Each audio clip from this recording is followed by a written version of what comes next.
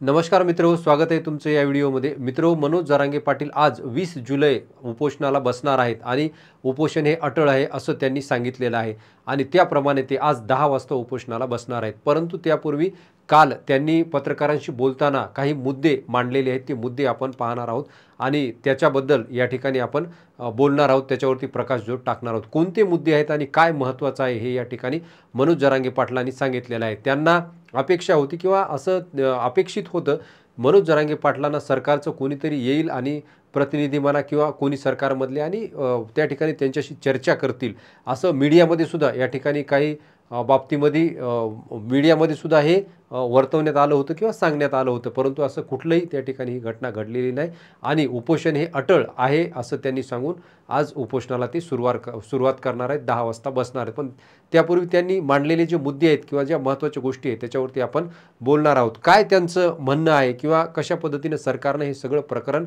Handle केलं पाहिजे हे या ठिकाणी आपण पाहणार आहोत। तर याच्यामध्ये पहा, त्यांनी सरकारला एक विनंती केलेली आहे आणि कोणत्या प्रकारची विनंती आहे की या ठिकाणी त्यांनी मागण्या तर सांगितल्याच की ह्या मागण्या आहेत, परंतु त्याचबरोबर काही आत्ता घडत असलेला प्रकार देखील त्यांनी सरकारच्या नजरेस आणून दिलेला आहे, जसं की पोलीस भरती, आणि त्याबद्दलही त्यांनी काही गोष्टी त्या ठिकाणी त्याचा खुलासा केलेला आहे, ते आपण पाहणार आहोत। तर सरकारला काय विनंती केलेली आहे या ठिकाणी मनोज जरांगे पाटलांनी, तर त्यांनी सांगितलेलं आहे की इथं जे आहे सगळ्या सोयऱ्यांची अंमलबजावणी करा किंवा ती केली पाहिजे याची मागणी जी आहे ती त्यांनी परत लावून धरलेली आहे। त्यानंतर 3ही गॅजेट लावा असं ते म्हणतात। आता हे 3ही गॅजेट कोणते, तर हैदराबाद गॅजेट, ज्याच्यावरती आपण एक व्हिडिओ सुद्धा केलेला आहे, ज्याच्यामध्ये मराठा हे कुणबी असल्याच्या अनेक नोंदी सापडलेल्या आहेत आणि सरकारनं जे शिष्टमंडळ पाठवलं होतं किंवा 11 जणांचं जे त्या ठिकाणी एक ग्रुप पाठवला होता हैदराबादला, तिथून अनेक डॉक्युमेंट 6200च्या वर डॉक्युमेंट मिळाली असं सांगण्यात येत आहे। परंतु ती कुठली डॉक्युमेंट आहेत, काय आहे, याच्याबद्दल कुठलाही खुलासा अजून तरी आपल्याला पाहायला मिळत नाही। तर हे जे आहे हे हैदराबादचं गॅजेट तुम्ही जशास तसं लावा असं त्यांची मागणी आहे। त्याच्यावरचा व्हिडिओ त्या ठिकाणी तुम्ही पाहू शकता। त्यानंतर दुसरं गॅजेट आहे सातारा संस्थांचं, तेही लावा असं ते म्हणत आहेत आणि तिसरं गॅजेट आहे बॉम्बे गव्हर्नमेंटचं गॅजेट। तर हे 3ही गॅजेट लावले पाहिजे अशी त्यांची त्या ठिकाणी मागणी आहे किंवा ही एक विनंती त्यांनी केली। त्यानंतर 2004 मध्ये सुशील कुमार शिंदे या ठिकाणी सरकारमध्ये असताना किंवा त्या ठिकाणी ते असताना एक कायदा करण्यात आला होता महाराष्ट्र शासनानं। तर त्या कायद्यामध्ये दुरुस्ती करून त्या ठिकाणी जी 83 क्रमांकाला मराठा किंवा कुणबी ही एकच असल्याचं जी नोंद आहे किंवा ही जी या ठिकाणी एकच असल्याचा प्रकार आहे, तर त्याची अंमलबजावणी त्या ठिकाणी केली पाहिजे। म्हणजे मराठा कुणबी हे 83 क्रमांकाला असून देखील त्या ठिकाणी त्याची अंमलबजावणी होत नाही, ती झाली पाहिजे असं त्यांचं मत आहे। त्यापुढं जाऊन ते काय म्हणतात, त्यांनी या ठिकाणी पत्रकारांना बोलत असताना सांगितलं की ज्यांच्या नोंदी सापडलेल्या आहेत कुणबी म्हणून, आता आपण पाहिलेलं आहे की प्रत्येक जिल्ह्याच्या कलेक्टरच्या वेबसाईटवरती त्या ठिकाणी आपल्याला ह्या नोंदी ज्या आहेत त्या पाहायला मिळतात। तर ह्या ज्या नोंदी आहेत किंवा अशा प्रकारचा जो दस्तऐवज आहे त्याच्या आधारे मागेल त्याला कुणबी प्रमाणपत्र त्या ठिकाणी देण्यात यावे असं त्यांचं या ठिकाणी मत आहे। म्हणजे याच्या मागचं कारण देखील त्यांनी सांगितलं की असं का म्हणतोय, तर त्या ठिकाणी हे सगळे त्यांचे जे व्यवहार आहेत, रोटी बेटी व्यवहार आहेत किंवा नाते एकमेकांसोबत आहेत आणि नातेगोती असल्यामुळे त्या ठिकाणी ते एकच आहेत आणि म्हणून मागेल त्याला त्या आधारे ज्यांच्या नोंदी सापडल्या त्या आधारे जे सरकारनं कुणबी प्रमाणपत्र दिलं पाहिजे असं स्पष्ट त्या ठिकाणी यांनी सांगितलेलं आहे या उपोषणाच्या पूर्वसंध्येला पत्रकारांशी बोलत असताना।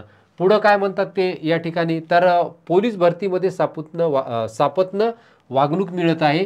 या ठिकाणी जे कुणबी विद्यार्थी आहेत किंवा जे मराठा विद्यार्थी आहेत तर सापत्न अशा प्रकारची वागणूक त्यांना मिळत आहे, तर ही वागणूक थांबवली पाहिजे। मग कशी वागणूक आहे, तर इथं त्यांनी काही गोष्टी ओपन केलेल्या आहेत किंवा सांगितलेल्या आहेत, जसं की ओपनमध्ये फॉर्म भरण्यास या विद्यार्थ्यांना भाग पाडल्या जात आहे। म्हणजे त्याच्याकडं EWS सर्टिफिकेट आहे, SEBC सर्टिफिकेट आहे किंवा OBC सर्टिफिकेट आहे, या तिन्हीपैकी कुठलेही एक सर्टिफिकेट असेल तरीही त्यांना त्या ठिकाणी ओपनमध्ये ढकलल्या जात आहे असं त्यांनी या ठिकाणी म्हटलेलं आहे। तर इथं पाहू शकतो आपण की त्यांचं म्हणणं आहे की हे 3ही ऑप्शन शासनाने ठेवले पाहिजे। कोणते, एखाद्या विद्यार्थ्याला जर EWSचं आरक्षण घ्यायचं असेल तर त्याला ते घेऊ द्यावं, त्याला जर ओबीसी आरक्षण घ्यायचं असेल तर ओबीसी आरक्षण घेऊ द्यावं किंवा SEBC मध्ये जर जायचं असेल तर ते आरक्षण त्याला त्या ठिकाणी घेऊ देण्यात यावं, असे तीनही ऑप्शन त्या ठिकाणी ठेवले पाहिजे असं त्यांचं मत आहे. कारण याच्यामध्ये त्यांच्या म्हणण्यानुसार किंवा आपण जर पाहिलं, त्यांनी उदाहरण दिलं, हिंगोलीचे काही विद्यार्थी आहेत, परभणीचे काही विद्यार्थी आहेत, त्यांना भेटले.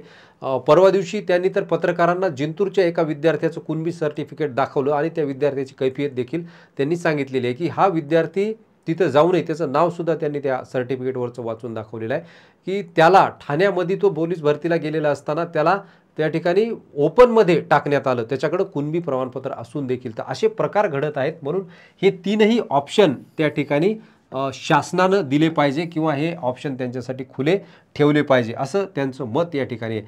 त्यानंतर इथं व्हॅलिडिटीचा देखील मुद्दा जो आहे तो महत्त्वाचा आहे की आता काही जे SP आहेत किंवा या पोलीस भरतीमध्ये असलेले अधिकारी आहेत ते व्हॅलिडिटी विचारत आहेत आणि व्हॅलिडिटी असल्याशिवाय तुम्हाला या ठिकाणी हा फॉर्म भरता येणार नाही असं म्हणत आहेत. म्हणून त्यांचं म्हणणं आहे की 6 महिने ही व्हॅलिडिटीची मुदत ठेवा. त्यांचे 1, 2, 3 राऊंड होऊ द्या. 3 राऊंडपर्यंत तो व्हॅलिडिटी सबमिट करेल किंवा अजून त्या ठिकाणी त्याला वेळ लागला तर तो वेळ लागू द्या आणि 6 महिन्याच्या आत त्याच्याकडनं व्हॅलिडिटी सबमिट करून घ्या असं त्यांचं या ठिकाणी स्पष्ट मत आहे. आणि हे महत्त्वाचं आहे कारण व्हॅलिडिटी नसल्यामुळं देखील शासनाने या संबंधामध्ये 3 GR काढलेले आहेत. पहिल्या GR मध्ये त्यांनी त्याच एकाच पेजचा जो GR होता तो आहे, त्याच्यावरती या दोन्ही गोष्टी होत्या. दुसऱ्या GR मध्ये त्यांनी हे वेगवेगळं केलं आणि तिसऱ्यामध्ये परत हे दोन्ही ग्राह्य धरतील असं या ठिकाणी सांगितलेलं आहे. तर हा गोंधळ थांबवावा असं त्यांची मागणी आहे. त्यानंतर मुलींना जे मोफत शिक्षण दिलं जातं आहे, 8 जुलै रोजी जो GR काढलेला आहे, तर त्या GR मध्ये ज्या अटी आणि शर्ती आहेत त्या अटी आणि शर्ती काढून टाका असं त्यांचं म्हणणं आहे. कारण त्यांच्या मतानुसार मुलींना तुम्ही जर मोफत शिक्षण देताय तर सगळ्यांना ते शिक्षण मोफत केलं पाहिजे, मग त्या मुली कोणत्याही जाती धर्माच्या असोत असं स्पष्ट त्यांनी सांगितलेलं आहे. फक्त मराठा मुलींनाच नाही तर सगळ्या मुलींना, सगळ्या जाती धर्मांच्या मुलींना हे शिक्षण जे आहे ते मोफत असलं पाहिजे. तुम्ही जर मोफत म्हणत असाल तर त्या ठिकाणी कुठलीही अट आणि शर्त असू नये असं त्यांचं स्पष्ट मत आहे आणि ह्या अटी शर्ती तुम्ही काढून टाका असं त्यांनी स्पष्टपणे सांगितलेलं आहे. याच्या पुढे जाऊन काय म्हणतात ते बघा. अतिशय महत्त्वाच्या काही गोष्टी त्यांनी या ठिकाणी सांगितलेल्या आहेत. आरक्षण मिळेपर्यंत सर्व मराठा जे विद्यार्थी आहेत त्यांना ओबीसीच्या सवलती लागू केल्या जातील असं त्यांच्या म्हणण्यानुसार हे सगळं वाशीमध्ये ठरलेलं होतं. ज्यावेळेस शासनाबरोबर वाटाघाटी झाल्या त्यावेळेस हा एक महत्त्वाचा मुद्दा होता.